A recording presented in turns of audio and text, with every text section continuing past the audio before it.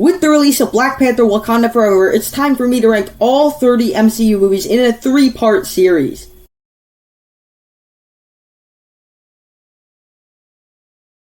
Hi, my name is Nathan. I talk about a bunch of movies on this channel. If you're new here, down below in the comment section, share the bottom 10 MCU movies. Not to say they're bad, but just the bottom 10 of those movies. If you enjoy this video, click that like button. Be sure to subscribe.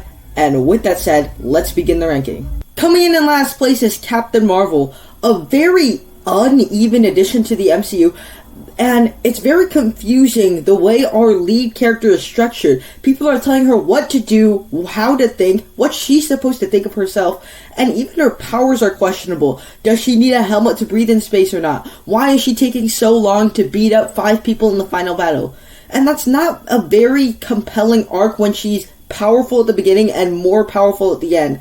The movie's amusing enough, but I have no desire to rewatch it. Number 29, Thor the Dark World, the most mediocre film in the MCU that can't decide what it wants to be. A soap opera in space, a buddy cop, a drama, a romance, but it doesn't do any one of those right. The first 35 minutes is just exposition, and the movie's plot is still unclear and confusing, and the villain Malekith is the most bland and boring villain we have ever gotten inside of this entire franchise, and this movie is memorable only for how forgettable it is. Number 28 brings us to Spider-Man Far From Home. Now, my hot take has always been that I do not like Spider-Man Far From Home.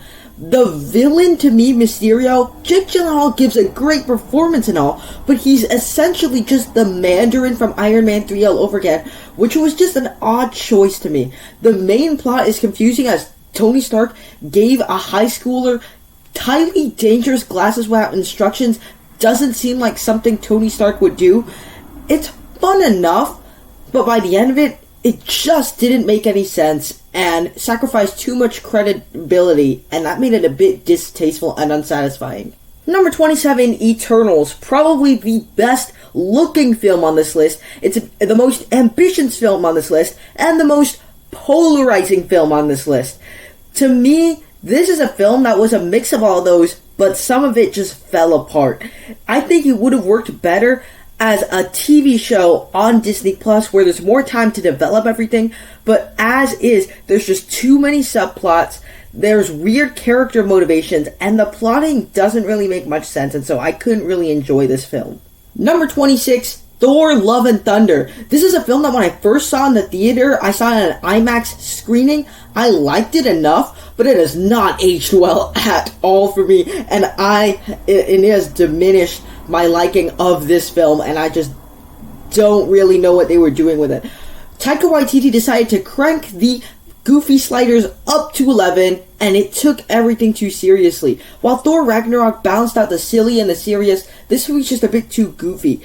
Gorr has an interesting backstory, and there's a place full of gods. Gorr the God Butcher! It's right there! He's not butchering gods, and this movie just feels too much like a parody of Thor, and so it's so disappointing, and it's way too silly to be an MCU movie.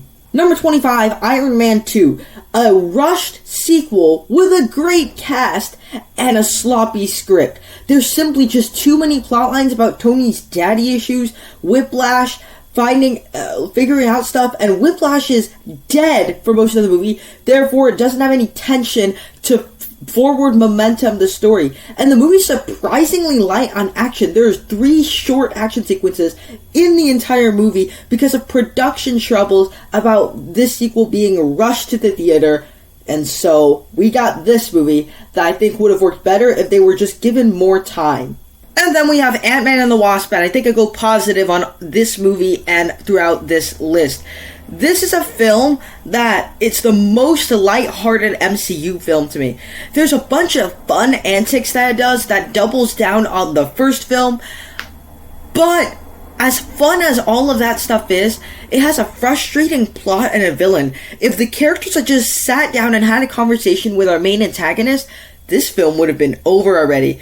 Then there's also some generic arms dealers, and it doesn't stand out very well, but still, it's still sort of like a breath of fresh air in this oversaturated comic book genre. Number 23, The Incredible Hulk. This is sort of like the black sheep of the MCU because Edward Norton didn't return and very few plot lines return in the later films of the franchise.